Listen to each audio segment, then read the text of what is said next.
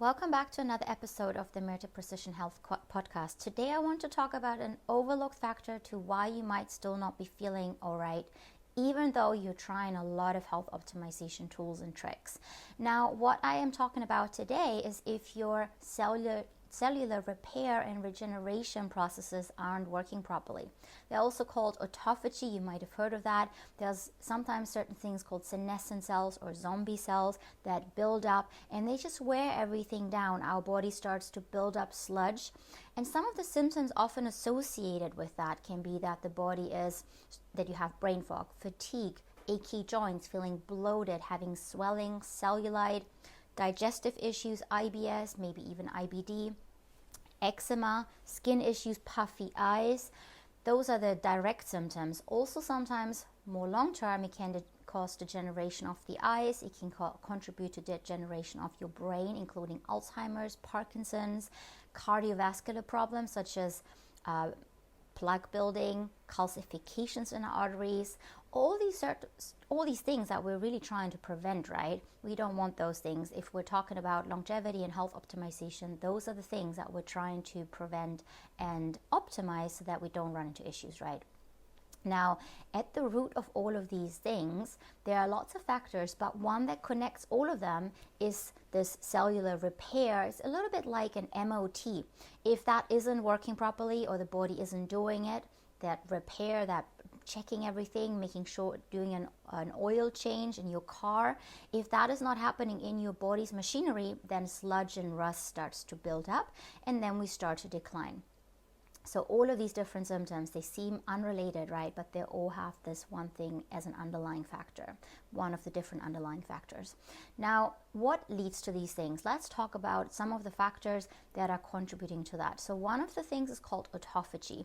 That is a cellular recycling. It's when the cell starts to self-eat. It's from the Greek autophagy, where it's self-eating. Your cells, basically, if there's mutated, damaged, sick cells, the body starts to eat themselves, or the cells start to get eaten up so that they can then be used, all the different building blocks, reused for building new healthy cells. That's a really important process. Research shows that if that is impaired, it can contribute to cancer development. It can contribute to endometriosis, PCOS, those hormonal issues that a lot of women have. But also, and it'll keep repeating actually, because all these things reconnect, Alzheimer's, Parkinson's, cardiovascular disease, high blood pressure, they all have as an underlying contributing factor a not so well functioning autophagy. Now, autophagy is one of these factors where more isn't necessarily a good thing. Autophagy, if it's too much or if there's already a lot of cancer in the body, can actually flip and turn into a problem. So it's all about finding the right balance, not more of a good thing is a better thing. Next part are senescent cells. I mentioned briefly, they're called zombie cells in more of a just normal population, layman's terminology. Now, zombie cells, these senescent cells, those are cells that have noticed that there's something wrong with them and they've decided to stop and die, to stop replicating, to keep going and keep reproducing cells. Now, that is a good thing, because what that means, if there is a mutated cell, like a cancer cell, for example, and it stops reproducing, then that is a good thing. It stops cancer in its tracks. However, the problem that often happens as we get older is that a lot of these cells then start to linger, these senescent cells, these zombie cells. They're a little bit like zombie from a movie that should be gone, should be dead, but is somehow still jumbling around. Because the problem here is that they produce inflammatory molecules, it's also called SAPs, and they kind of poison everything around them. Now, in a healthy mechanism or a healthy body, we produce them. The body finds a cell that should not keep replicating because it's faulty. It stops it, it kills it off. But then there's senolysis that comes in and eats it out and gets rid of it. If that doesn't happen, if there's more cells that are lingering, these zombie cells, then the body can get rid of, then it contributes to that low-grade inflammation in the body, that inflammaging that makes us age faster, contributing. And the people that have listened to my videos know that inflammation is a big one. It contributes to all these big ones as well, all these big problems. Alzheimer's, cardiovascular disease, cancers, strokes, heart attacks, high blood pressure. All of that has as an underlying contributing factor inflammation. And these senescent cells, if they accumulate and they're not being broken down quick enough, then they contribute to all of these issues as well. So again, similar to autophagy, it's a good thing in a short amount, or in a short period, and in a certain controlled amount. It stops cancer cells, for example, but then we need to get rid of it, so we don't want more of it. We don't want it to linger. These kind of senescent cells start to build sludge in the cogwheel machinery of health, contributing to all these things that we don't like. Another factor with the whole cogwheel machinery of health and clearing it out, making sure our body gets rid of damaged cells, is also something called the liver, bile, and kidney. Now, you probably have heard of that. People are often aware of the fact of detox organs. Now, detox might make you think of some woo-woo juice diet or some other strategies that is often not science-based and maybe just another fad diet or a fad tool. But we actually have detox organs that do a wonderful job. The liver is the master detox organ. It helps the body break down toxins, and they are everywhere. So toxins and detox is not just a woo-woo concept, it's actually really real biology, a concept that happens all the time. Now, we're exposed to environmental toxins all day long. They need to be broken down. If we take drugs, even important life-saving medications, they need to be broken down and taken out of the body. The liver does that. Now, the body also produces toxins themselves. For example, when we break down hormones, they need to be detoxed. They need to be taken out. They need to be broken down into substances that can be taken out of the body. Estrogen is a really common one.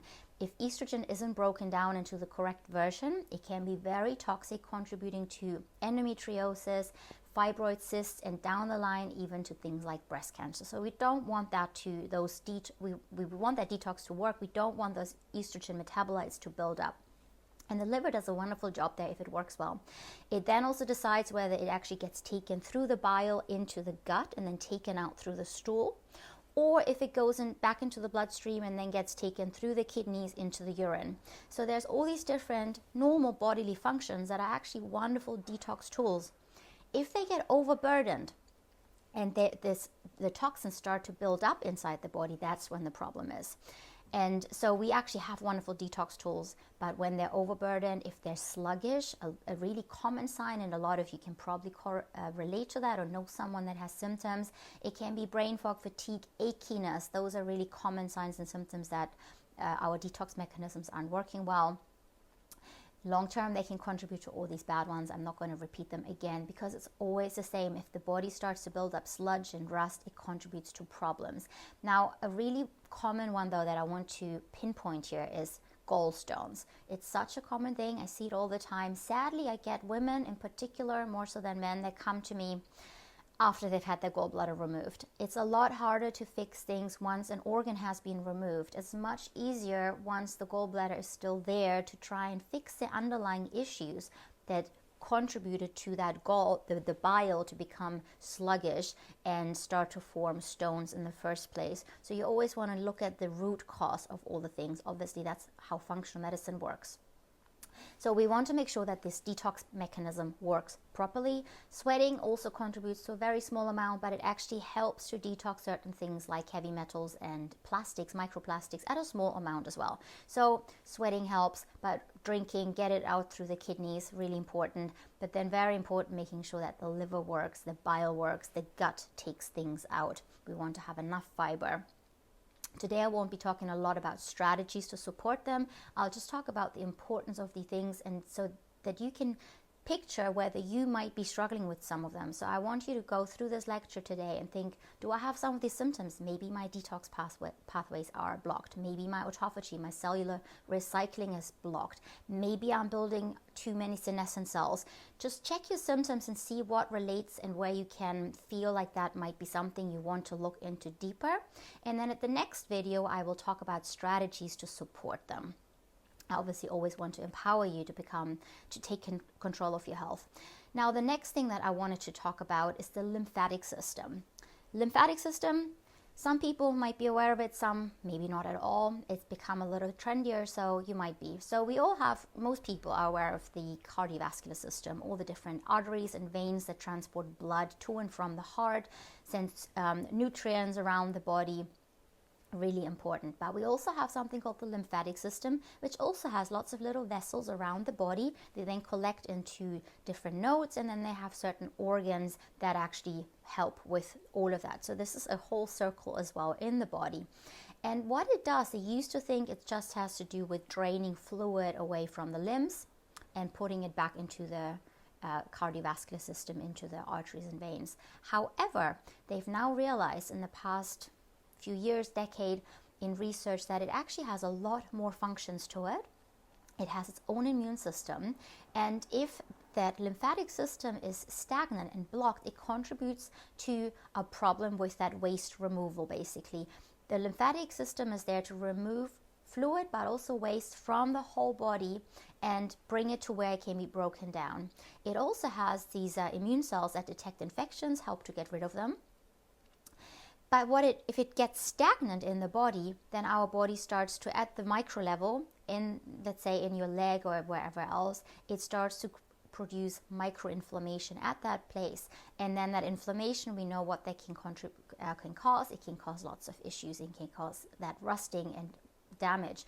Big one is if it's localized, for example, in a joint or in a leg, it can contribute to musculoskeletal issues such as joint degradation, cartilage problems, even osteoarthritis, those kinds of things. It can contribute to bone problems. But lymphatic system issues have been shown to have a more systemic impact rather than just have to do with your water drainage, just have to do with your joints. Like I said before, they found that it actually has a huge impact also on signaling and immune function. So if that's sluggish, it contributes to all body low-grade inflammation, that inflammation. So we want to also support our lymphatic system. Some of the really common sign that your lymphatic system is starting to not function optimally, so the starting stages. End stages are kind of obvious. You'll have lymphoma. It's very big, heavy, swollen lymphs. And the whole system is big and swollen. It's a big problem. But we're talking about those early stages where things just start to be less than optimal. So if you go to a regular doctor, they might just say, oh, you're fine, it's not a big deal. So little bits of swelling. People often wake up with puffy eyes, or they wake up with puffy hands, or they have cellulite. They can be signs that there is early stages of lymphatic system not functioning optimally and it's not draining back properly. Now, the main takeaway from today's episode was that I want you to think of the different topics that I discussed: brain fog, swelling, bloating. Do you have any of these symptoms? Because then that might mean that your body is building up this sludge and this rust, and long term they can contribute to problems with your health. And if you support them and optimize autophagy, support getting rid of senescent zombie cells, support your lymphatic system, support your liver and kidney and sweating and all these detox mechanisms, then you can prevent and optimize rather than fixing things when they're already too late, like having to take the gallbladder out, much harder to fix afterwards. So think about these things, and then stay tuned for the next episode where we're talking about what you can actually do to support these pathways and where these blockages might be coming from.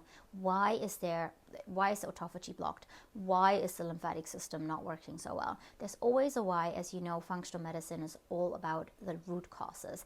All right, I hope you found this helpful. If you did, please leave a comment, message me. If there's anything you would like to know more about, send me a message and I'll try and record a video.